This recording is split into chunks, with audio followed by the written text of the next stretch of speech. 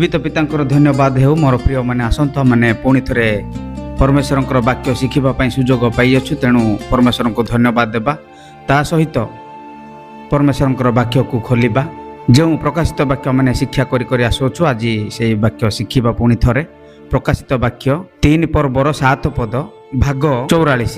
Philadelphia मंडलीर दूत निकट को लेख जे पवित्र और सत्य जहांक हस्तरे दाऊदंकर चाबी अछि जे फिटाइले केही बंद करि न पारे आउ बंद कले केही फिटाई न पारे।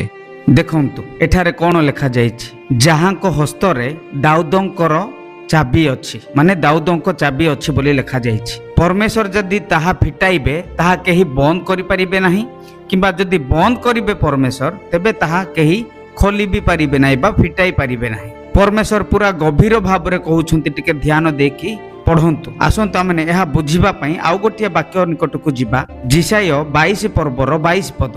पुणी आम्भे दाऊद वंशर चाबी ताहा स्कंधरे रखिबा से फिटाइले केही बंद करिबो नाही और से बंद कले केही फिटाइबो नाही। देखंतु कोन यार अर्थ सर्वशक्तिमान परमेश्वर जीशु ख्रीष्ट मनुष्यर रूप धारण करी सेही दाऊदंकर वंश रे आसिले। परमेश्वर इस्राएल रो राजांकर शपथ दाऊदंक ठारू नेइथिले ताहा भी सिंहासन रो बसिबाकू जिहुदांक गोत्र बा जिहुदांक गोष्ठी रु आसिले। एहार अर्थ कोन काहे कि वो केमिति आसिले बड़ आश्चर्यर विषय मोर प्रिय माने से हकदार अछंती जीशु ख्रीष्ट राजा भी अटंती एवं याजक मध्य अटंती। दाऊदंकर चाबी दाऊदंकर कंची बा चाबी कोन लेखा जाइछि दाऊदंकर चाबी अछि एहार अर्थ ताहांक पाखरे पूरा अधिकार अछि स्वर्ग और पृथ्वीर पूरा अधिकार स्वर्ग और पृथ्वीर पूरा अधिकार थिबा बाला परमेश्वर से ताहांक पाखरे सही अधिकार अछि। एही पृथ्वी वो स्वर्ग उपरे अधिकार ताहा कहा पाखरे भी नथिबो सब परमेश्वर को पाखरे जीशु ख्रीष्ट को पाखरे। जेमिति आपण माने गोटिया जगह बा जमी किणी निज नाम रे कागज पत्र करूछंती पट्टा रजिस्ट्रेशन करूछंती तापरे कहउछंती एही जगह मोर मोर एबे एही जगह पूरा मोर हे गला हो केही एही जगह रे हाथ मारी परिबे नाही किबा केही एही जमी को दखल करि परिबे नाही बोली आपण माने कहउछंती निज नाम रे जगह को रजिस्ट्रेशन कला परे। मोर प्रिय माने सेही जगह दरकार पड़िले भाई भाई भितरे भाग करा जाउछि किंबा दरकार पड़िले बेले बेले लड़ई झगड़ा मध्य से जगह पाई हेउची हेबाकू पड़ुची किंतु प्रभु जीशु ख्रीष्टंकर सही परी टेम्परारी अल्प समय पाई अधिकार नुहे अनंत जीवन पाई स्वर्ग और पृथ्वी पूरा अधिकार तांकरी ही ताहा तांको द्वारा तांको पाई ही सृष्टि हेई अछि। पुणी लेखा जाइछि जे फिटाइले केही ताहा बंद करि पारिबो नाही बा बंद करि न पारे। एहा पुणी कौन मोर प्रिय माने एहा सत्य विषय रे कुहा जाउछि आपण माने सत्य को एते सहज रे पाई परिबे नाही। एहा स्वर्गर सत्य जनक सम्मुख रे प्रकाश हेबाकू हेले निजे निजे प्रकाश हेबो नाही। आपण माने जहा भी करूछंती ना करंतु केबे प्रकाश हेबो नाही केवल जहां को अधिकार मिलिछि से ही सत्य को खोली पारिबो एवं से ही सत्य को न देवा पर्यंत केही निजे निजे से ही सत्य को पाई पारिबे नाही केबे भी प्रकाश हेबो नाही। आमे माने काहा को टंका पैसा सुना रूपा चाउल अटा वस्त्र लांच देई एही स्वर्गर सत्य को किणी पारिबा नाही किंबा एही स्वर्गर सत्य को देई पारिबा नाही किंबा आनी पारिबा नाही। एहा केवल प्रभु जीशु ख्रीष्ट ही खोलिकी देबाकू पड़िबो बा देई थांती एही स्वर्गर सत्य को बा एही असली विषय को सत्य को खोलिकी देबाकू पड़िबो। एहार अर्थ सीधा कथा स्वर्गर सत्य को केवल जीशु ख्रीष्ट ही खोलिकी देई पारिबे अन्य केही नुहे। स्वर्ग तले पृथ्वी उपरे जदि कौनसी मनुष्य उद्धार पाइबाकू हेले किंबा उद्धार पाइबाकू चाहूची तो परित्राण पाइबाकू चाहूची तो किंबा पापरु मुक्ति पाइबाकू चाहूची तो तेबे केवल गोटिए ही रास्ता प्रभु जीशु ख्रीष्ट द्वारा अन्य कौन सी नाम उद्धार पाई दिया जाई नहीं। पुणी पढ़ंतु जिसाय 9:6 पद।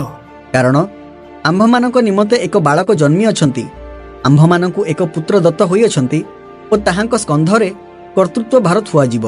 ଦେଖନ୍ତୁ, ତାହାଙ୍କ ସ୍କନ୍ଧରେ କର୍ତ୍ତୃତ୍ୱ ଭାର ଥୁଆଯିବ। ଦେଖିଲେ ତ, କର୍ତ୍ତୃତ୍ୱ ଭାର ବା ଚାବି ତାଙ୍କ କାନ୍ଧରେ ଥୁଆଯିବ ବା ଦିଆଯାଇଛି। ଏହାର ଅର୍ଥ ଏହାଙ୍କୁ ପୁରା ଦାୟିତ୍ୱ ଭାର ଦିଆଯାଇଛି। ଆପଣମାନେ ଦେଖିଥିବେ ପୋଲିସ ମାନେ କିମ୍ବା ଆର୍ମି ମାନେ, ସେମାନଙ୍କର ଚିଫ ଅଫିସର ମାନେ, ଯେଉଁମାନେ କି ଅଧିକାରୀ ମାନଙ୍କର ଟୋପିରେ ବା କ୍ୟାପ୍ରେ ଏହିପରିକା ଟିକେ ଦେଖନ୍ତୁ, ବା ଏହିପରି ସୋଲ୍ଡରରେ, ଚେଷ୍ଟରେ ବା ଛାତିରେ କୌଣସି ଗୋଟିଏ ଷ୍ଟାର କିମ୍ବା ଦୁଇଟି ଷ୍ଟାର ଏହିପରି କୌଣସି ଏଇ ଦେଖନ୍ତୁ ଏହିପରି ଥିବ। ଏହାର ଅର୍ଥ କ'ଣ? ଏହି ବ୍ୟକ୍ତି ଦାୟିତ୍ୱଶାଳୀ ବ୍ୟକ୍ତି, ଇଏ ଜଣେ ଦାୟିତ୍ୱବାନ ବ୍ୟକ୍ତି, ସାଧାରଣ ନୁହେଁ। ତ ସେହି ଚାବି ଏହି ପରିକା ଦାୟିତ୍ୱକୁ ଦେଖାଇଥାଏ ବା ଦେଖାଏ। ତ ମୋର ପ୍ରିୟମାନେ, ସେମାନେ କେବଳ କୌଣସି ଗୋଟିଏ ସିଟି, କିଏ ଯେଉଁ ପୋଲିସ ଭାଇମାନଙ୍କ କଥା ମୁଁ କହିଲି, ସେମାନେ କେବଳ ଗୋଟିଏ ସିଟି ବା ଗୋଟିଏ ଡିଷ୍ଟ୍ରିକ୍ଟ ଜିଲ୍ଲାର ଦାୟିତ୍ୱ ନେଇଥିବେ କିମ୍ବା ଦିଆଯାଇଥିବ ଦାୟିତ୍ୱ, କିନ୍ତୁ ଆମମାନଙ୍କର ସ୍ୱର୍ଗର ପ୍ରଭୁ ଯୀଶୁ ଖ୍ରୀଷ୍ଟ ସ୍ୱର୍ଗ ଏବଂ ପୃଥିବୀର, ସାରା ପୃଥିବୀର ପୁରା ଅଧିକାର ତାହାଙ୍କର ହିଁ, ତାହାଙ୍କ ପାଖରେ ହିଁ। ତେଣୁ ମନେ ରଖନ୍ତୁ, ଆମେ ଯାହାଙ୍କ ପଛରେ ଚାଲିଛୁ ସେ ସାଧାରଣ ନୁହନ୍ତି। ସ୍ୱର୍ଗ ଓ ପୃଥିବୀ ସମସ୍ତ ତାଙ୍କରି, ସ୍ୱର୍ଗ ଓ ପୃଥିବୀର ମାଲିକ, ସୃଷ୍ଟିକର୍ତ୍ତା ସେ ହିଁ। ପୁଣି ଆମେ ଏହାର 8 ପଦ ଟିକେ ପଢିବା। ସେ ଏହା କହନ୍ତି, ଆମ୍ଭେ ତୁମ୍ଭର କାର୍ଯ୍ୟ ଜାଣୁ। ଦେଖ, ଆମ୍ଭେ ତୁମ୍ଭ ସମ୍ମୁଖରେ ଗୋଟିଏ ଦ୍ୱାର ଫିଟାଇଅଛୁ, କେହି ତାହା ବନ୍ଦ କରିପାରେ ନାହିଁ। କାରଣ ତୁମ୍ଭର ଶକ୍ତି ସାମାନ୍ୟ, ତଥାପି ତୁମ୍ଭେ ଆମ୍ଭର ବାକ୍ୟ ପାଳନ କରି ଆମ୍ଭର ନାମ ଅସ୍ୱୀକାର କରିନାହ। ଦେଖନ୍ତୁ, ଏଠାରେ ଆମେ ପଢିବାକୁ ପାଇଲୁ ବା ପାଉଛୁ, ଲେଖା ଅଛି ଆମ୍ଭେ ତୁମ୍ଭର କାର୍ଯ୍ୟ ଜାଣୁ ବୋଲି ଲେଖା ହେଇଛି। ଏହାର ଅର୍ଥ କ'ଣ? ଆମ୍ଭେ ପରମେଶ୍ୱରଙ୍କର ନଜରରୁ କେହି ବି ଲୁଚି ପାରିବା ନାହିଁ, ଲୁଚିକି ରହିପାରିବା ନାହିଁ। କାରଣ ଆମେ ଯାହା ବି କରୁଛୁ ତାହା ସବୁ ପରମେଶ୍ୱର ଦେଖୁଛନ୍ତି। ଆମମାନଙ୍କର ଜୀବନଶୈଳୀ, ଆମମାନଙ୍କର ଚାଲିଚଳନ, ଆମମାନଙ୍କର କଥାବାର୍ତ୍ତା, ଆମମାନଙ୍କର ସମସ୍ତ ବିଷୟକୁ ପରମେଶ୍ୱର ଦେଖୁଛନ୍ତି। ତେଣୁ ସାବଧାନ ମୋର ପ୍ରିୟମାନେ। ଆମେ ନିଜେ ନିଜେ ତ କହୁଛୁ, ଆମେ ଜଣେ ଜଣେ 50 ବର୍ଷ ହେଲାଣି, 60 ବର୍ଷ ହେଲାଣି ବିଶ୍ୱାସ ହେଇକି, 100 ବର୍ଷ ମଧ୍ୟ ହେଲାଣି ମୁଁ ଜଣେ ବିଶ୍ୱାସୀ, କିନ୍ତୁ ଆମର ସମ୍ମୁଖରେ ଥିବା ଲୋକମାନେ କହୁଛନ୍ତି କି ତାହା? ଆମମାନଙ୍କର କାମ ଦେଖିଲେ ଲୋକମାନେ କହିବା ଦରକାର ଯେ ସେ ବ୍ୟକ୍ତି ବା ସେ ଭାଇ ବା ସେ ଭଉଣୀ, ସେମାନଙ୍କ ଅନ୍ତରରେ ଈଶ୍ୱରଙ୍କର ଆତ୍ମା ବାସ କରୁଛି। କହିପାରିବେ? ନୁହେଁ ନା?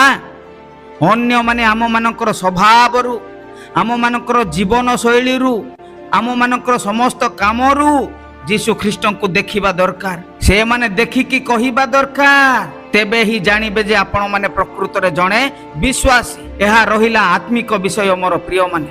ପୁଣି ଯଦି ଆମେ ଦେଖିବା ଏହାର ଶାରୀରିକ ବିଷୟ, ତାହା ମଧ୍ୟ ଆମମାନଙ୍କ ପାଖରେ ସବୁ ଠିକ ଠାକ ରହିବା ଦରକାର।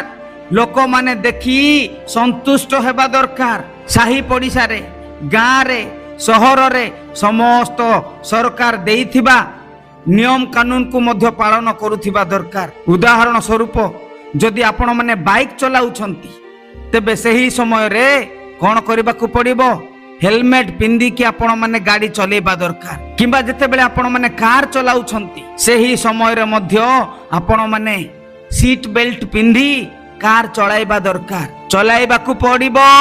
ସେ ଇନକମ ଟ୍ୟାକ୍ସ ବାନ୍ଧିବାରେ ହେଉ, ଇଲେକ୍ଟ୍ରିସିଟି ବିଲ୍ ବାନ୍ଧିବାରେ ହେଉ, କିମ୍ବା ଆପଣମାନେ ଯାହା କହୁଛନ୍ତି କରେଣ୍ଟ ବିଲ୍ ବୋଲି ସେ ବିଲ୍ ବାନ୍ଧିବାରେ ହେଉ, କିମ୍ବା ବ୍ୟାଙ୍କରୁ ନଚେତ କାହା ପାଖରୁ ଟଙ୍କା ସୁଧକୁ କିମ୍ବା ଲୋନ୍କୁ ଆଣିଛନ୍ତି, ଲୋନ୍ରେ ଆଣିଛନ୍ତି, ତେବେ ତାହା ଉପଯୁକ୍ତ ସମୟରେ ପୁରା ସୁଝିବାକୁ ହେବ।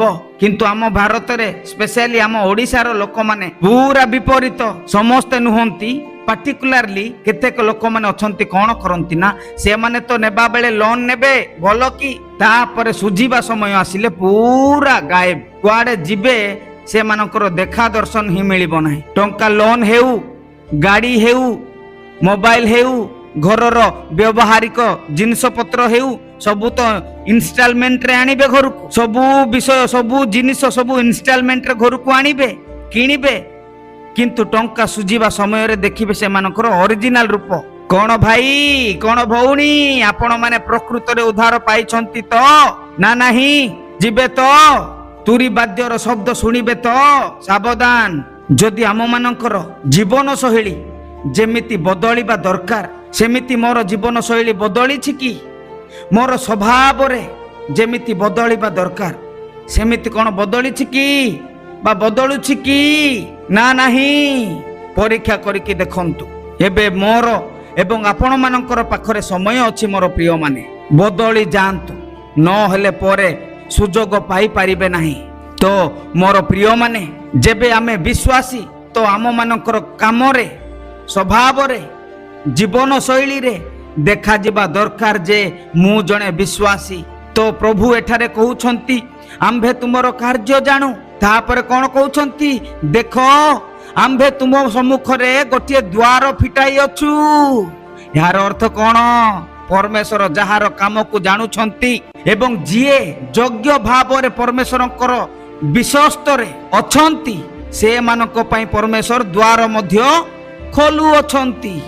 ସମସ୍ତଙ୍କ ପାଇଁ ନୁହେଁ ଆଜ୍ଞା, ପରମେଶ୍ୱର ଦ୍ୱାର ଖୋଲୁ ନାହାନ୍ତି ସମସ୍ତଙ୍କ ପାଇଁ। ତେଣୁ ତ ଆଜି ଦ୍ୱାର ନ ଖୋଲିବାର ରିଜଲ୍ଟ ଆପଣମାନେ ନିଜେ ନିଜେ ଜାଣୁଛନ୍ତି ଏବଂ କହୁଛନ୍ତି ଯେ ମୁଁ ଏତେ ପ୍ରାର୍ଥନା କରୁଛି ତଥାପି ମୋର ଏହି କାମ ସଫଳ ହେଉନାହିଁ। ମୁଁ ଉପବାସ ପ୍ରାର୍ଥନା କରୁଛି, ମୁଁ ବାଇବେଲ ପଢୁଛି, ମୁଁ ପରମେଶ୍ୱରଙ୍କର ବାକ୍ୟକୁ ଧ୍ୟାନ କରୁଛି, ମୁଁ ଆରାଧନା କରୁଛି, ମୁଁ ଦାନ ଦଉଛି, ମୁଁ ଦଶମାଂଶ ଦେଉଛି, ତଥାପି ପ୍ରଭୁ ମୋର ଦୁଃଖ ବୁଝୁନାହାନ୍ତି, ମୋ ପାଇଁ ଦ୍ୱାର ଖୋଲୁନାହାନ୍ତି। ଆଜ୍ଞା, କେମିତି ଖୋଲିବେ ଦ୍ୱାର? ଆପଣ ମାନଙ୍କର ତ କାମ ପୁରା ଜଳ ଜଳ ହେଇ ଦେଖାଯାଉଛି, ସବୁ ଦେଖାଯାଉଛି ଯେ ଯେଉଁ କାମ କରୁଛନ୍ତି ସେଥିପାଇଁ ଦ୍ୱାର ଖୋଲିବାର ଆବଶ୍ୟକ ନାହିଁ। ମୋର ପ୍ରିୟମାନେ, ଆଜି ମୋର ଚାଲିଚଳନ, ମୋର କଥାବାର୍ତ୍ତା, ମୋର ଜୀବନ ଶୈଳୀ, ମୋର ଚିନ୍ତା ଭାବନା, ମୋର ବିଶ୍ୱାସ ଯଦି ସ୍ୱର୍ଗକୁ ପସନ୍ଦ ଅଛି ତେବେ ହିଁ ସ୍ୱର୍ଗ ମୋ ପାଇଁ ଦ୍ୱାର ଖୋଲିବ। ନହେଲେ ଏମିତି ଆପଣମାନେ 12,000 ବର୍ଷ ପର୍ଯ୍ୟନ୍ତ ପ୍ରାର୍ଥନା ଆରାଧନା କରି କରି ନାମଧାରୀ ହେଇ ରହିବେ, କିଛି ଲାଭ ହେବ ନାହିଁ। ଆପଣମାନେ ନିଜେ ପ୍ରାର୍ଥନା କରନ୍ତୁ କି ଅନ୍ୟକୁ ପ୍ରାର୍ଥନା କରାନ୍ତୁ, ପ୍ରାର୍ଥନା କରିଲେ ବି କିଛି ଲାଭ ହେବ ନାହିଁ। ଯଦି ସ୍ୱର୍ଗ ମୋ ଉପରେ ଖୁସି ଅଛି, ସନ୍ତୁଷ୍ଟ ଅଛି ତ ନିଶ୍ଚୟ ଦ୍ୱାର ଖୋଲିଦେବେ। ଏବଂ ଥରେ ଯଦି ସ୍ୱର୍ଗ ମୋ ପାଇଁ ଦ୍ୱାର ଖୋଲିଦେଲା ତେବେ କେହି ତାହା ବନ୍ଦ କରିପାରିବ ନାହିଁ। ଏଠାରେ ପରମେଶ୍ୱର ସେହି ଫିଲାଦେଲଫିଆ ମଣ୍ଡଳୀକୁ କହୁଛନ୍ତି ମୁଁ ତୁମମାନଙ୍କ ନିମନ୍ତେ ଦ୍ୱାର ଖୋଲିଅଛି। କାହିଁକି ଦ୍ୱାର? କାରଣ ଏହି ଜୀବନ୍ତ ବାକ୍ୟକୁ ନେଇ ଯିବାକୁ ହେବ ବିଭିନ୍ନ ସ୍ଥାନକୁ, ବିଭିନ୍ନ ଜାଗାକୁ, ବିଭିନ୍ନ ସହରକୁ ଯାଇ ଏହି ସତ୍ୟ ବାକ୍ୟକୁ ପହଞ୍ଚାଇବାକୁ ହେବ। ପରମେଶ୍ୱର କହୁଛନ୍ତି ମୋ ଦ୍ୱାର ଖୋଲିଅଛି, ତୁମେ ଯାଅ। ମୋର ପ୍ରିୟମାନେ, ଆଜି ଆମେମାନେ ଏହି ସତ୍ୟକୁ ପାଇଛୁ, ଏହି ସତ୍ୟକୁ ଶୁଣୁଛୁ, କିନ୍ତୁ ତାହା ନିଜ ଭିତରେ ହିଁ ସୀମିତ ରଖୁଛୁ। ତାପରେ ନିଜେ ବଞ୍ଚୁଛୁ ନା ଅନ୍ୟକୁ ବଞ୍ଚିବାକୁ ଦଉଛୁ? ମୋର ପ୍ରିୟମାନେ, ମୋର ଭାଇ ଭଉଣୀମାନେ, ପ୍ରଭୁ ଆପଣମାନଙ୍କୁ ଏହି ସତ୍ୟ ନିଜ ଭିତରେ ଲୁଚାଇ ରଖିବେ ବୋଲି ଦେଇନାହାନ୍ତି। ତ ମୁଁ ଏବଂ ଆପଣମାନେ ଧ୍ୟାନର ସହିତ ଏହି ସୁଯୋଗକୁ ଟିକେ ବୁଝିବାକୁ ଚେଷ୍ଟା କରୁ। ଏହା କେବଳ ସୁଯୋଗ ଅଟେ, ଅନୁଗ୍ରହ। ହଠାତ୍ ବନ୍ଦ ବି ହେଇଯାଇପାରେ, ସବୁଦିନ ପାଇଁ ଖୋଲା ହେଇ ରହିବ ନାହିଁ। ସାବଧାନ। ଆମ ପ୍ରତ୍ୟେକଙ୍କର କର୍ତ୍ତବ୍ୟ ହେଉଛି ଏହି ସତ୍ୟକୁ ଅନ୍ୟମାନଙ୍କ ପାଖକୁ ପହଞ୍ଚାଇବା ଦରକାର। ଏଇଥିପାଇଁ ହିଁ ପରମେଶ୍ୱର ଏହି ସତ୍ୟକୁ ଆମ ସମ୍ମୁଖରେ ଖୋଲିକି ଦେଇଛନ୍ତି। ପଢନ୍ତୁ ମାଥିଉ 28 ପର୍ବ 18ରୁ 20 ପଦ ପର୍ଯ୍ୟନ୍ତ। ପୁଣି ଯୀଶୁ ସେମାନଙ୍କ ନିକଟକୁ ଆସି ଆଳାପ କରି କହିଲେ, ସ୍ୱର୍ଗ ଓ ପୃଥିବୀର ସମସ୍ତ ଅଧିକାର ମୋତେ ଦିଆଯାଇଅଛି। ଅତଏବ ତୁମ୍ଭେମାନେ ଯାଇ ସମସ୍ତ ଜାତିର ଲୋକଙ୍କୁ ପିତା, ପୁତ୍ର ଓ ପବିତ୍ର ଆତ୍ମାଙ୍କ ନାମରେ ବାପ୍ତିସ୍ମ ଦେଇ ମୁଁ ତୁମ୍ଭମାନଙ୍କୁ ଯେଉଁ ଯେଉଁ ଆଜ୍ଞା ଦେଇଅଛି ସେହି ସବୁ ପାଳନ କରିବାକୁ ଶିକ୍ଷା ଦେଇ ସେମାନଙ୍କୁ ଶିଷ୍ୟ କର। ଆଉ ଦେଖ, ଯୁଗାନ୍ତ ପର୍ଯ୍ୟନ୍ତ ସଦାସର୍ବଦା ମୁଁ ତୁମ୍ଭମାନଙ୍କ ସଙ୍ଗେ ସଙ୍ଗେ ଅଛି। ଦେଖିଲେ ତ ପ୍ରଭୁ କ'ଣ କହୁଛନ୍ତି? ତୁମେ ଯାଅ ସେହି ସତ୍ୟକୁ ନେଇକି, ଭୟ କର ନାହିଁ, କାରଣ ଏହି ଜଗତର ଶେଷ ପର୍ଯ୍ୟନ୍ତ ମୁଁ ତୁମମାନଙ୍କ ସଙ୍ଗରେ ଅଛି। ତେଣୁ ତ ଆଜି ଏହି ଫିଲାଦେଲଫିଆ ମଣ୍ଡଳୀର ଲୋକମାନେ ବା ବିଶ୍ୱାସୀମାନେ ଜଗତର କଣେ କଣେ ଗଲେ, ଯୀଶୁଙ୍କର ସତ୍ୟ ବାକ୍ୟକୁ ଧରି ଜଗତର କଣ କଣରେ ପହଞ୍ଚିଲେ, ଯାହା ଫଳରେ ଆଜି ଆମେମାନେ ଆମେ ମାନେ ମଧ୍ୟ ଏହି ସତ୍ୟକୁ ପାଇପାରି ସେମାନଙ୍କ ଭାଗରେ ଅଛୁ। ନହେଲେ ଆପଣ ମାନେ କିପରି ଯୀଶୁ ଖ୍ରୀଷ୍ଟଙ୍କର ବାକ୍ୟ ପାଇଥାନ୍ତେ? ତ ଏଠାରେ ପ୍ରଭୁ ଯୀଶୁ ଖ୍ରୀଷ୍ଟ କଣ କହୁଛନ୍ତି? ମୁଁ ଦ୍ୱାର ଖୋଲି ଅଛି, ତାହା କେହି ବନ୍ଦ କରିପାରିବେ ନାହିଁ। ତ ଆମେ ଭୟ କାହାକୁ କରିବା? ପୁଣି ଆପଣ ମାନେ ଜାଣିଛନ୍ତି ଅନ୍ୟ ଏକ ବିଷୟ, ଆମ ମାନଙ୍କର ଯୋଗ୍ୟତା ଅନୁସାରେ ପରମେଶ୍ୱର ଆମ ସମସ୍ତଙ୍କ ପାଇଁ ଦ୍ୱାର ଖୋଲି ଦେଇଅଛନ୍ତି, କିନ୍ତୁ ଆମେ ତାହା ପାଇପାରୁନାହୁଁ, ଚିହ୍ନି ପାରୁନାହୁଁ। ଏଇଥିପାଇଁ ଆମ ମାନଙ୍କୁ ପ୍ରଭୁଙ୍କ ଠାରେ ସ୍ପେଶିଆଲି ଆଣ୍ଠୁ ମାଡ଼ିକି ପ୍ରାର୍ଥନା କରିକି ମାଗିବାକୁ ପଡ଼ିବ, ପ୍ରଭୁ ମୁଁ ସେହି ସତ୍ୟ ଦ୍ୱାର ତୁମେ ଯେଉଁ ମୋ ପାଇଁ ଖୋଲିଅଛ ତାହା ଚିହ୍ନିବା ପାଇଁ ମୋତେ ଶକ୍ତି ଦିଅ। ଆଜି ଅନେକ ଲୋକମାନେ ଖୋଲା ଯାଇଥିବା ଦ୍ୱାରକୁ ଚିହ୍ନି ପାରୁନାହାନ୍ତି, ତାପରେ ଯାଇକି କଣ କରୁଛନ୍ତି ନା ପ୍ରଭୁ ମୋ ପାଇଁ ଦ୍ୱାର ଖୋଲିଦିଅ ବୋଲି ପ୍ରାର୍ଥନା କରୁଛନ୍ତି। ଦେଖିଲା ବେଳକୁ ଅଲରେଡି ଖୋଲା ଯାଇଛି, ଚିହ୍ନି ପାରୁନାହାନ୍ତି ସେମାନେ। ହୁଏତ ହେଇପାରେ ଆଜି ମୋ ପାଇଁ ଏବଂ ଆପଣ ମାନଙ୍କ ପାଇଁ ମଧ୍ୟ ଖୋଲା ଯାଇଅଛି, ତାହା ଚିହ୍ନିବା ପାଇଁ ଆମ ମାନଙ୍କର ଜ୍ଞାନ ନାହିଁ। ସେଇଥିପାଇଁ ପରମେଶ୍ୱରଙ୍କ ନିକଟରେ ମାଗିବାକୁ ପଡ଼ିବ ମୋର ପ୍ରିୟ ମାନେ। ତ ଫାଇନାଲି ପ୍ରଭୁ ଏହି ଲୋକମାନଙ୍କୁ ବା ଏହି ଫିଲାଦେଲଫିଆର ମଣ୍ଡଳୀର ଲୋକମାନଙ୍କୁ ଆଶ୍ୱାସନା ଦେଇ ଏକ ପ୍ରତିଜ୍ଞା କରୁଛନ୍ତି, ଦେଖ ଆମ୍ଭେ ତୁମମାନଙ୍କ ପାଇଁ ଦ୍ୱାର ଖୋଲିଅଛୁ। ପଢ଼ନ୍ତୁ ପାଉଲ ପାଇଁ ମଧ୍ୟ କିପରି ପ୍ରଭୁ ଦ୍ୱାର ଖୋଲିଥିଲେ। ପ୍ରଥମ କରନ୍ତୀୟ 16 ପର୍ବର 8 ଏବଂ 9 ପଦ। କିନ୍ତୁ ମୁଁ ପେଣ୍ଟିକଷ୍ଟ ପର୍ଯ୍ୟନ୍ତ ଏଫିସରେ ରହିବି, କାରଣ ଫଳପ୍ରଦ କାର୍ଯ୍ୟ ନିମନ୍ତେ ମୋ ପାଇଁ ପ୍ରଶସ୍ତ ଦ୍ୱାର ଉନ୍ମୁକ୍ତ ରହିଅଛି, ବିପକ୍ଷମାନେ ମଧ୍ୟ ଅନେକ ଅଛନ୍ତି। ଦେଖିଲେ ତ ପାଉଲ ସେହି ସ୍ଥାନରେ କିପରି ପଶୁମାନଙ୍କ ସଙ୍ଗରେ ଲଢ଼େଇ କରୁଥିଲେ। ଏଫିସିୟ ମଣ୍ଡଳୀରେ ଲଢ଼େଇ କରୁଛନ୍ତି, ତଥାପି ସେ କହୁଛନ୍ତି ପ୍ରଭୁ ଏଠାରେ ମୋ ପାଇଁ ଗୋଟିଏ କଣ କରିଛନ୍ତି? ଦ୍ୱାର ଖୋଲିଅଛନ୍ତି। ପୁଣି ପଢ଼ନ୍ତୁ 2 କରନ୍ତୀୟ 2:12 ପଦ। ପୁଣି ଖ୍ରୀଷ୍ଟଙ୍କ ସୁସମାଚାର ପ୍ରଚାର କରିବା ପାଇଁ ମୁଁ ତ୍ରୋୟାକୁ ଆସିଲା ଉତ୍ତାରେ ପ୍ରଭୁଙ୍କ କାର୍ଯ୍ୟ ନିମନ୍ତେ ସୁଯୋଗ ରୂପ ଦ୍ୱାର ମୁକ୍ତ ହେଲେ ହେଁ। ଦେଖନ୍ତୁ ପ୍ରଭୁ ତ୍ରୟାରେ ମଧ୍ୟ ପାଉଲଙ୍କ ପାଇଁ ଦ୍ୱାର ଖୋଲି ଦେଇଥିଲେ। ସେହି ପରମେଶ୍ୱର ଆମ ପାଇଁ ମଧ୍ୟ ଆଜି ଦ୍ୱାର ଖୋଲି ଦେଇ ଅଛନ୍ତି ମୋର ପ୍ରିୟ ମାନେ। ତାହା କେବଳ ଚିହ୍ନିବା ବାକି ରହିଲା, ଚିହ୍ନି ପାରିଲେ ହେଲା। ମନେ ରଖନ୍ତୁ, ଏହା ଧନ ସମ୍ପତ୍ତି କିମ୍ବା ଶାରୀରିକ ବିଷୟ ସବୁ ପାଇବାର ଦ୍ୱାର ବିଷୟରେ କୁହାଯାଉ ନାହିଁ ବା କହୁନାହାନ୍ତି, ବରଂ ତାଙ୍କର ସତ୍ୟ ବାକ୍ୟକୁ ଅନ୍ୟମାନଙ୍କ ନିକଟକୁ ପହଞ୍ଚାଇବାର ଦ୍ୱାର ବିଷୟରେ କୁହାଯାଉଛି ବା କହୁଛନ୍ତି। ତେଣୁ ପ୍ରତ୍ୟେକ ସମୟରେ ଧ୍ୟାନ ଦିଅନ୍ତୁ। ପୁଣି ଯଦି ଆମେ ତଳକୁ ପଢିବା ସେହି ପ୍ରକାଶିତ ବାକ୍ୟର 8 ପଦରେ କଣ ଲେଖାଯାଇଛି? କାରଣ ତୁମ୍ଭର ଶକ୍ତି ସାମାନ୍ୟ ବା ଅଳ୍ପ। ଦେଖନ୍ତୁ ଏହାର ପୁଣି ଅର୍ଥ କଣ ମୋର ପ୍ରିୟ ମାନେ? ପ୍ରଭୁ କହୁଛନ୍ତି ତୁମର ଶକ୍ତି ସାମାନ୍ୟ, ତୁମଠାରେ ଅନେକ ବା ବହୁତ ଶକ୍ତି ନାହିଁ, ଅଳ୍ପ ଶକ୍ତି ଅଛି, ତଥାପି ତୁମ୍ଭେ ଆମ୍ଭର ବାକ୍ୟ ପାଳନ କରି ଆମ୍ଭର ନାମ ଅସ୍ୱୀକାର କରିନାହଁ। ଆଜି ପରମେଶ୍ୱର କହୁଛନ୍ତି ତୁମଠାରେ ଅଧିକ ନଥିଲେ ବି ଅଳ୍ପ ସାମାନ୍ୟ ଶକ୍ତି ଅଛି। ଏହାର ଅର୍ଥ ଆପଣମାନଙ୍କୁ ମୁଁ ଟିକେ ବୁଝାଇବାକୁ ଚେଷ୍ଟା କରୁଛି, ଆପଣମାନେ ବୁଝିବାକୁ ଚେଷ୍ଟା କରନ୍ତୁ। ଭାବି ନିଅନ୍ତୁ ଜଣେ ଭାଇଙ୍କୁ ଗୋଟିଏ ସପ୍ତାହ ହେଲାଣି ଜ୍ୱର ହେଉଛି। ସେ ନା ଖାଉଛି ନା ପିଉଛି ନା ଉଠୁଛି ନା ବୁଲୁଛି ନା ଚାଲୁଛି, ଶୋଇକି ହିଁ ରହୁଛି। ସପ୍ତାହ ହେଲାଣି। ତ ଯେତେବେଳେ ତାଙ୍କୁ ଜ୍ୱର ବନ୍ଦ ହେଲା ବା ଭଲ ହେଲା, ସୁସ୍ଥ ହେଲେ, କଣ ହେଉଛି? ଧୀରେ ଧୀରେ କଣ କରୁଛନ୍ତି? ଚାଲିବା ଆରମ୍ଭ କରୁଛନ୍ତି। ସେ ହଠାତ୍ ଉଠିକି ପୁରା କାମ ଧାମ କରି ଦୌଡ଼ା ଦୌଡ଼ି କରୁନାହାନ୍ତି ମୋର ପ୍ରିୟ ମାନେ, କାରଣ ତାଙ୍କ ପାଖରେ କଣ ନାହିଁ? ସେ ଭାଇଙ୍କ ପାଖରେ ବଳ ନାହିଁ ମୋର ପ୍ରିୟ ମାନେ। ବଳ ଧୀରେ ଧୀରେ ସାମାନ୍ୟ ବଳ ଅଛି, ଧୀରେ ଧୀରେ ବଳ ଅଛି ବୋଲି ସେ ଧୀରେ ଧୀରେ ଚାଲୁଛନ୍ତି। ଅଳ୍ପ ବଳ, ସପ୍ତାହ ହେଲାଣି ଜ୍ୱର ହଉଛି, ଖାଇ ନାହାନ୍ତି, ପିଇ ନାହାନ୍ତି। ସେଇଥିପାଇଁ ସେମାନଙ୍କ ପାଖରେ ବା ସେ ଭାଇଙ୍କ ପାଖରେ କାମ କରିବା ପରିକା ଶକ୍ତି ନଥାଏ ବା ବଳ ନଥାଏ। ଠିକ ସେହିପରି ଆଜି ପରମେଶ୍ୱର ଆମ ମାନଙ୍କୁ କହୁଛନ୍ତି, ମନେ ରଖନ୍ତୁ ଆମେ ପ୍ରତ୍ୟେକଙ୍କ ପାଖରେ ତ୍ରୁଟି ତ ରହିଛି, ନିଶ୍ଚୟ କିଛି ନା କିଛି ତ୍ରୁଟି ରହିଛି। ଏହାର ଅର୍ଥ ନୁହେଁ ଯେ ଆମେ ମାନେ ସମ୍ପୂର୍ଣ୍ଣ ଖରାପ। ଆମ ଭିତରେ ଏବେ ବି ପରମେଶ୍ୱରଙ୍କ ପ୍ରତି ଭୟ ରହିଛି। ଏହା ବି ମନେ ରଖନ୍ତୁ, ସଂସାର କେବଳ ଆମର ତ୍ରୁଟି ଗୁଡାକ ଦେଖେ ଏବଂ ଦେଖୁଛି, କିନ୍ତୁ ଆମ ମାନଙ୍କର ପରମେଶ୍ୱର କଣ ଦେଖନ୍ତି? ସେ ଆମ ମାନଙ୍କ ଭିତରେ ଯେଉଁ ଅଳ୍ପ କିଛି ଭଲ ଗୁଣ ରହିଛି ତାହା ଦେଖିକି କହନ୍ତି, ତଥାପି ତୁମେ ଆମର ନାମ ଅସ୍ୱୀକାର କରିନାହ। ଏହାର ଅର୍ଥ ମୋ ନାମରେ ଏତେ ତାଡ଼ନା ପାଇଲ, ତଥାପି ତୁମେ ଅସ୍ୱୀକାର କରିନାହ, ତାହା ମୁଁ ଜାଣେ। ପରମେଶ୍ୱର ଆଜି ସେହି ଫିଲାଦେଲଫିଆ ମଣ୍ଡଳୀକୁ କହୁଛନ୍ତି, ମୋର ପ୍ରିୟମାନେ, ପରମେଶ୍ୱର କିପରି ସେମାନଙ୍କୁ ଆସ୍ୱାଦନାର ସହିତ ରିୱାର୍ଡ ବା ପୁରସ୍କାରର ସହିତ କହୁଛନ୍ତି। ସେମାନେ କାହିଁକି ପରମେଶ୍ୱରଙ୍କର ବାକ୍ୟକୁ ଅସ୍ୱୀକାର କରିନଥିଲେ? କାରଣ ସେହି ମଣ୍ଡଳୀର ଲୋକମାନେ ବା ବିଶ୍ୱାସୀ ମାନେ ପରମେଶ୍ୱରଙ୍କର ସେହି ବାକ୍ୟକୁ ଉଚିତ ଭାବରେ, ଉପଯୁକ୍ତ ଭାବରେ ଶିକ୍ଷା କରିଥିଲେ, ପାଳନ କରିଥିଲେ ଏବଂ ଆପଣା ଜୀବନରେ ଲାଗୁ ମଧ୍ୟ କରିଥିଲେ। ତେଣୁ ସେହି ମଣ୍ଡଳୀରେ ଯେତେ ତାଡ଼ନା ଆସିଲେ ବି ବା ଆସୁଥିଲେ ବି ସେମାନେ ପରମେଶ୍ୱରଙ୍କର ବାକ୍ୟକୁ ଅସ୍ୱୀକାର କରିନଥିଲେ। କିନ୍ତୁ ଆଜି ଯଦି ଆମ ପାଖକୁ ସେହି ପରିକା ତାଡ଼ନା ଆସିବ, ତେବେ ଆମେ କ'ଣ କରୁଛୁ ବା କ'ଣ କରିଥାନ୍ତେ?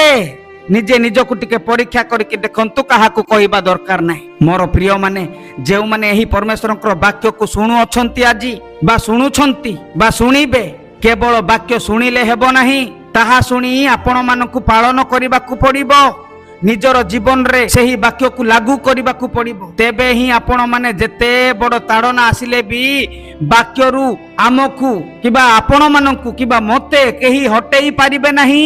ଟିକେ ଭାବନ୍ତୁ, ପରମେଶ୍ୱର କିପରି ସେହି ଲୋକମାନଙ୍କୁ ବା ସେହି ଫିଲାଦେଲଫିଆର ମଣ୍ଡଳୀର ବିଶ୍ୱାସୀ ମାନଙ୍କୁ ପ୍ରଶଂସା କରୁଛନ୍ତି। ଆଜି କ'ଣ ଆପଣମାନଙ୍କୁ ସେମିତି ପ୍ରଶଂସା କରୁଛନ୍ତି କି ଯେମିତିକି ଫିଲାଦେଲଫିଆ ମଣ୍ଡଳୀକୁ କରୁଛନ୍ତି? ପରୀକ୍ଷା କରିକି ନିଜକୁ ଟିକେ ଦେଖନ୍ତୁ। ଆଜି ସେହି ମଣ୍ଡଳୀର ଲୋକମାନେ ତାଡ଼ନାରୁ କିପରି ଜୟ ପାଉଥିଲେ ଜାଣିଛନ୍ତି?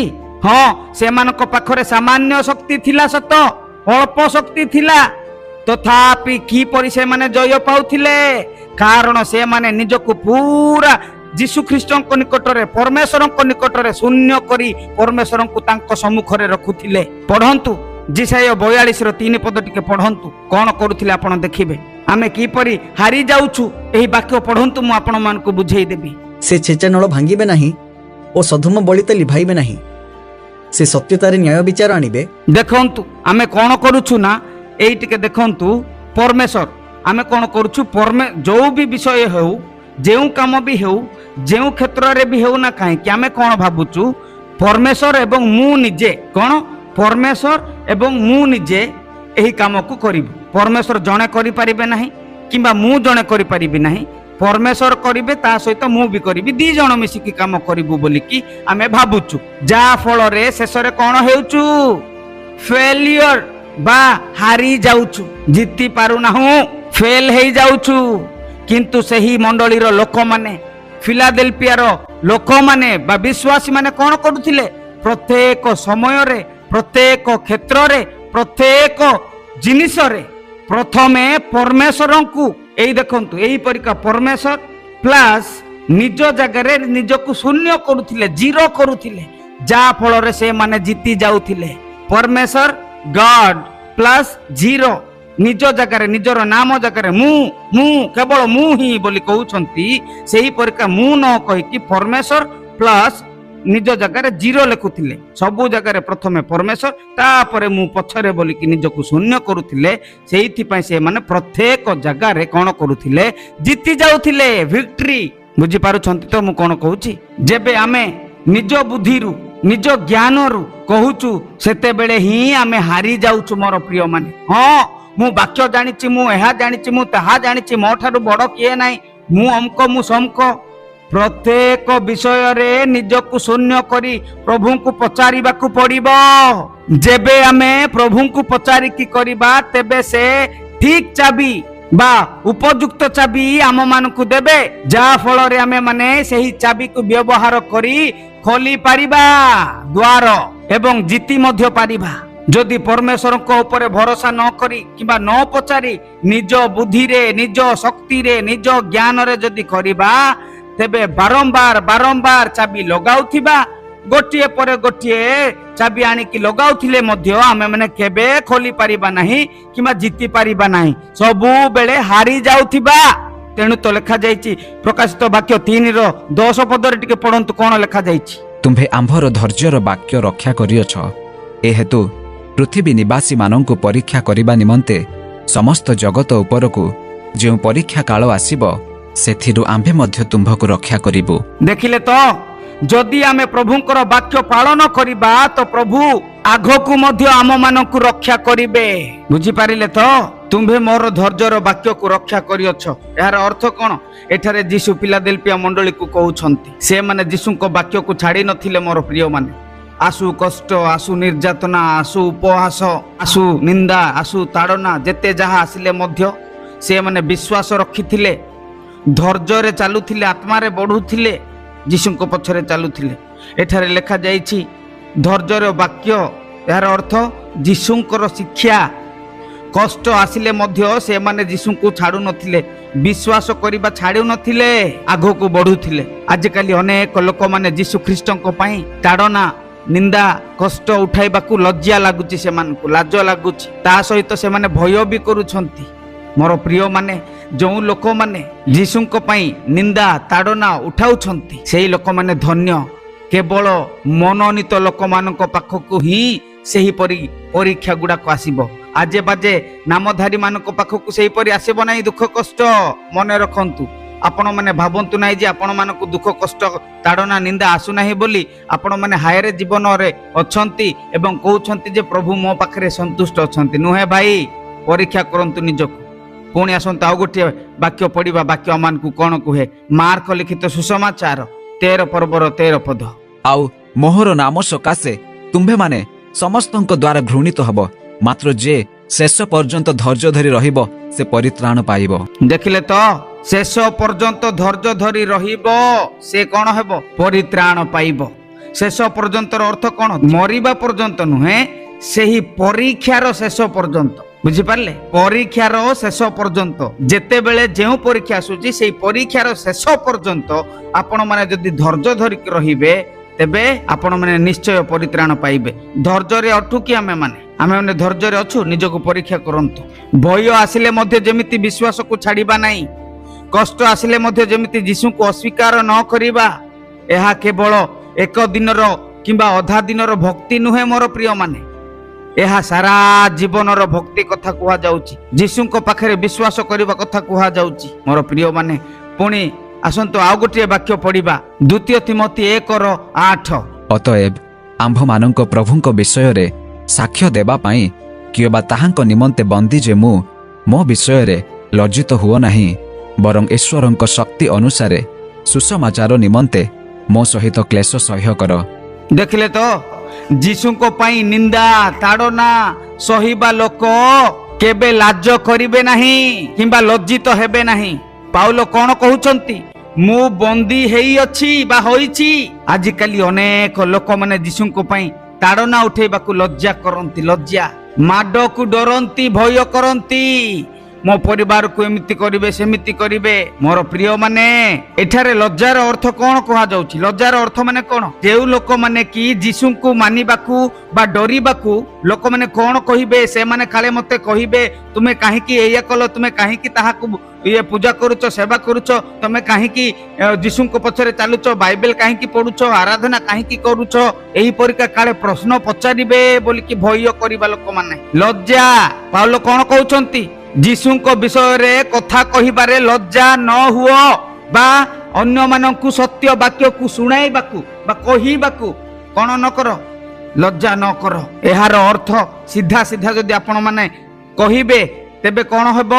ଯୋଉ ଲୋକମାନେ ଉଦ୍ଧାର ପାଉଛନ୍ତି, ପରିତ୍ରାଣ ପାଉଛନ୍ତି, ସେଇ ଲୋକମାନେ କେଡେ ବଡ ଗର୍ବର କଥା କରୁଛନ୍ତି। ଅନନ୍ତ କାଳରେ ରାଜ୍ୟରେ ବା ଅନନ୍ତ କାଳ ରାଜ୍ୟରେ ପ୍ରବେଶ କରୁଛନ୍ତି। ପୁଣି ତଳକୁ ଲେଖାଯାଇଛି, ପାଉଲ ଏଠାରେ କହୁଛନ୍ତି, ମୁଁ କାରାଗାରରେ ଥିଲେ ମଧ୍ୟ ମୁଁ କଣ ନୁହେଁ? ଅପରାଧୀ ନୁହେଁ। ମୁଁ ଯୀଶୁଙ୍କ ପାଇଁ କଣ କରୁଛି? ଦୁଃଖ ଭୋଗୁଅଛି। ସେ କହୁଛନ୍ତି ମୋର ପ୍ରିୟମାନେ, ମୋ ପାଇଁ ଲଜ୍ଜା ପାଇବା ନୁହେଁ, ମୋ ଦୁଃଖକୁ ଦେଖି ମୁଁ ଯେପରି ଯୀଶୁଙ୍କୁ ଛାଡୁ ନାହିଁ। ଏହାର ଅର୍ଥ ସତ୍ୟ ପାଇଁ ଦୁଃଖ ଆସିଲେ ବି ତାହା ଲଜ୍ଜା ନୁହେଁ, ତାହା ସମ୍ମାନର କଥା। ପୁଣି ଲେଖାଯାଇଛି ସୁସମାଚାର ବିଷୟରେ, ନାଇଁ, ସୁସମାଚାର ପାଇଁ ଯେଉଁ ଲୋକମାନେ ଦୁଃଖ ଭୋଗ କରନ୍ତି। ସୁସମାଚାର ମାନେ କଣ? ଉଦ୍ଧାରର ଖୁସି ଖବର। ଦୁଃଖ ଭୋଗ କର। ଏହାର ଅର୍ଥ ଯୀଶୁ ଖ୍ରୀଷ୍ଟଙ୍କ ପାଇଁ କଷ୍ଟ, ନିନ୍ଦା, ତାଡ଼ନା ଆସିଲେ ବି ତାହା ପାଇବାକୁ ହେବ। ତାହାର ଅର୍ଥ ନୁହେଁ ଯେ ଆମେ ମାନେ ସତ୍ୟକୁ ଛାଡ଼ିଦେବା। ପୁଣି ଆସନ୍ତୁ ଆଉ ଗୋଟିଏ ବାକ୍ୟ ପଢିବା। ଏବ୍ରୀ 10:34। କାରଣ ତୁମ୍ଭେମାନେ ବନ୍ଦୀମାନଙ୍କ ସହିତ ଦୁଃଖ ଭୋଗ କରିଥିଲ, ଆଉ ତୁମ୍ଭମାନଙ୍କ ନିଜର ଯେ ଅଧିକ ଉତ୍ତମ ଓ ନିତ୍ୟ ସ୍ଥାୟୀ ସମ୍ପତ୍ତି ଅଛି, ଏହା ଜାଣି ଆନନ୍ଦରେ ତୁମ୍ଭମାନଙ୍କ ସମ୍ପତ୍ତିର ଲୁଣ୍ଠନ ସହ୍ୟ କରିଥିଲ। ଦେଖିଲେ ତ କେମିତି ସେମାନେ ଯୀଶୁଙ୍କ ପାଇଁ ସବୁ ସହ୍ୟ କରିଥିଲେ। ସେମାନେ ଦୁଃଖ ପାଇଲେ କିନ୍ତୁ ଲଜ୍ଜିତ ହେଇ ନଥିଲେ। ମୋର ପ୍ରିୟମାନେ, ତୁମେ ବନ୍ଦୀମାନଙ୍କ ସହିତ ସହାନୁଭୂତି କରିଥିଲ। ଏହାର ଅର୍ଥ, ବନ୍ଦୀର ଅର୍ଥ କଣ? ଯେଉଁମାନେ ଯୀଶୁଙ୍କ ପାଇଁ କାରାଗାରରେ ପଡ଼ିଥିଲେ, ଯୀଶୁଙ୍କ ପାଇଁ କଷ୍ଟ ଉଠେଇ ଜେଲକୁ ଯାଇଥିଲେ, ଯେଉଁମାନେ ବିଶ୍ୱାସ ପାଇଁ ଦୁଃଖ ଭୋଗ କରୁଥିଲେ। କେଉଁମାନେ? ଯେଉଁ ଲୋକମାନେ କି ବିଶ୍ୱାସୀ ମାନେ, ସେଇ ଲୋକମାନେ ଭୁଲି ଯାଇ ନଥିଲେ, ସାହାଯ୍ୟ କରିଥିଲେ, ସେମାନଙ୍କ ଦୁଃଖକୁ ନିଜର ଭାବୁଥିଲେ ସେଇ ଲୋକମାନେ। ପୁଣି ତଳକୁ କଣ ଲେଖାଯାଇଛି? ତୁମ ସମ୍ପତ୍ତିକୁ ଲୁଟି ନିଆଗଲେ ମଧ୍ୟ ଆନନ୍ଦରେ ସହିଥିଲ। ଏହାର ଅର୍ଥ, ଏହା ବହୁତ ଗଭୀର କଥା ମୋର ପ୍ରିୟମାନେ। ଆପଣମାନେ ଯଦି ଦେଖିବେ, ସେମାନଙ୍କର ଘର ସମ୍ପତ୍ତି ଧନ ଦୌଲତ ସବୁ ନେଇ ଯାଇଥିଲେ। ସେମାନେ ଜାଣୁଥିଲେ, ବିଶ୍ୱାସୀ ମାନେ ଜାଣୁଥିଲେ ଯେ ମୁଁ ଯଦି ଆଜି ବାପ୍ତିସ୍ମ ନେବି ମୋର ବେକ କଟା ହବ, ମୁଁ ଯଦି ଯୀଶୁଙ୍କୁ ଗ୍ରହଣ କରିବି, ମୁଁ ଯଦି ଉଦ୍ଧାର ପାଇବି, ଆଜି ମୋର ସମ୍ପତ୍ତି ସବୁ ଲୁଟିକି ନେଇଯିବେ, ମୋ ଘର ଜାଳିଦେବେ, ମୋ ସ୍ୱାମୀଙ୍କୁ ମୋ ଠାରୁ ଅଲଗା କରିବେ, ମୋ ସ୍ତ୍ରୀଙ୍କୁ ମୋ ଠାରୁ ଅଲଗା କରିବେ, ମୋ ପିଲାମାନଙ୍କୁ ମୋ ଠାରୁ ଅଲଗା କରିବେ। ସେମାନେ ଜାଣୁଥିଲେ, ତଥାପି ସେମାନେ ଭୟ କରୁନଥିଲେ। ସେମାନେ ଯାଇକି ବାପ୍ତିସ୍ମ ନେଉଥିଲେ। ମୋର ପ୍ରିୟମାନେ, ପୃଥିବୀର ଧନ ସମ୍ପତ୍ତି ଯାହା ଗଲେ ମଧ୍ୟ ଯୀଶୁ ଯଦି ରହିଛନ୍ତି ଆମମାନଙ୍କ ପାଖରେ, ତାହା ଆମମାନଙ୍କ ପାଇଁ ଯଥେଷ୍ଟ। ପୁଣି ଆସନ୍ତୁ ଆଉ ଗୋଟିଏ ବାକ୍ୟ ପଢିବା, ପ୍ରଥମ ପିତର 4:16 ପଦ। କିନ୍ତୁ କେହି ଯଦି ଖ୍ରୀଷ୍ଟିଆନ ହେବାରୁ ଦଣ୍ଡ ଭୋଗ କରେ, ତାହା ହେଲେ ସେ ଲଜ୍ଜାବୋଧ ନ କରୁ, ବରଂ ଏହି ନାମ ହେତୁରୁ ଈଶ୍ୱରଙ୍କ ମହିମା କୀର୍ତ୍ତନ କରୁ। ଦେଖିଲେ ତ, ଲଜ୍ଜିତ ନ ହୁଅ, ବରଂ ଈଶ୍ୱରଙ୍କ ମହିମା କଣ କର? କୀର୍ତ୍ତନ କର। ପ୍ରେଜ୍ ଦ ଲର୍ଡ। ନିଜ ପାପ କିମ୍ବା ଭୁଲ କାମ ପାଇଁ ନୁହେଁ, ଯୀଶୁଙ୍କୁ ଅନୁସରଣ କରିବା ପାଇଁ ଦୁଃଖ ଆସିଲେ ବି ଏହି ଦୁଃଖ ଅପରାଧ ପାଇଁ ନୁହେଁ, ବିଶ୍ୱାସ ପାଇଁ। ମନେ ରଖନ୍ତୁ, ପିତର କଣ କହୁଛନ୍ତି? ଲୋକମାନେ କଣ କରିବେ? ନିନ୍ଦା ତାଡ଼ନା ଉପହାସ କଲେ ମଧ୍ୟ ତାହା କଣ ନୁହେଁ? ଅପମାନ ନୁହେଁ। ତେଣୁ ମନେ ରଖନ୍ତୁ, ଯେଉଁ ଲୋକମାନେ ଉଦ୍ଧାର ପାଉଛନ୍ତି, ସେଇ ଉଦ୍ଧାର ପାଇଁ, ସେ ବିଶ୍ୱାସକୁ ରକ୍ଷା କରିବା ପାଇଁ ଯଦି ଆପଣମାନଙ୍କ ନିକଟକୁ ନିନ୍ଦା ଆସୁଛି, ତାଡ଼ନା ଆସୁଛି, ଏଇ ସବୁ ଯଦି ଆସୁଛି, ଆପଣ ମାନେ ଧନ୍ୟ। ପୁଣି ତଳକୁ ଯଦି ପଢିବା, 2 ତିମୋଥୀ 2:11-12 ଲେଖାଯାଇଛି, ପଢନ୍ତୁ। ଏହି ବାକ୍ୟ ବିଶ୍ୱାସ ଯୋଗ୍ୟ। ଯଦି ତାହାଙ୍କ ସହିତ ମରିଅଛୁ, ତେବେ ତାହାଙ୍କ ସହିତ ମଧ୍ୟ ବଞ୍ଚିବା।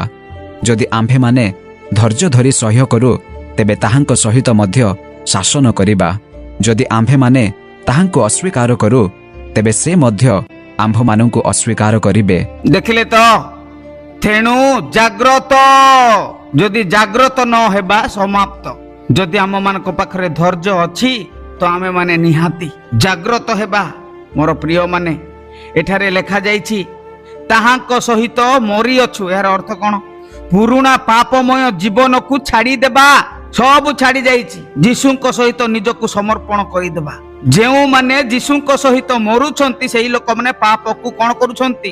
ଛାଡ଼ି ଦେଉଛନ୍ତି। ସେ ଲୋକମାନେ ଯୀଶୁଙ୍କ ସହିତ ପୁରା ବଞ୍ଚୁଛନ୍ତି, ନୂଆ ଜୀବନ ପାଉଛନ୍ତି ସେହି ଲୋକମାନେ। ଯଦି ଆମେ ମାନେ ଧୈର୍ଯ୍ୟରେ ଅଛୁ ବା ଧୈର୍ଯ୍ୟରେ ରହୁଛୁ, ତେବେ ଆମେ ଯୀଶୁଙ୍କ ସହିତ ରାଜ୍ୟ କରିବା ମଧ୍ୟ। ମନେ ରଖନ୍ତୁ, ଧୈର୍ଯ୍ୟରେ ଅଛୁର ଅର୍ଥ କଣ? କଷ୍ଟ ଆସିଲେ ମଧ୍ୟ ବିଶ୍ୱାସ ଆମେ ମାନେ ଛାଡ଼ିବା ନାହିଁ। ଶେଷ ପର୍ଯ୍ୟନ୍ତ ଯୀଶୁଙ୍କୁ ହିଁ ଧରିକି ରଖିବା। ଯେଉଁମାନେ କଷ୍ଟରେ ମଧ୍ୟ ଯୀଶୁଙ୍କୁ ଛାଡୁନାହାନ୍ତି, ସେହି ଲୋକମାନେ ତାହାଙ୍କ ସହିତ ରାଜ୍ୟ କରିବେ।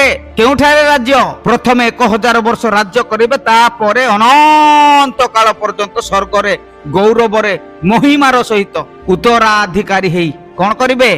ରାଜ୍ୟ କରିବେ ଯୀଶୁଙ୍କ ସହିତ। ଯଦି ଆମେ ତାଙ୍କୁ ଅସ୍ୱୀକାର କରିବା, ତାହେଲେ କଣ ହେବ?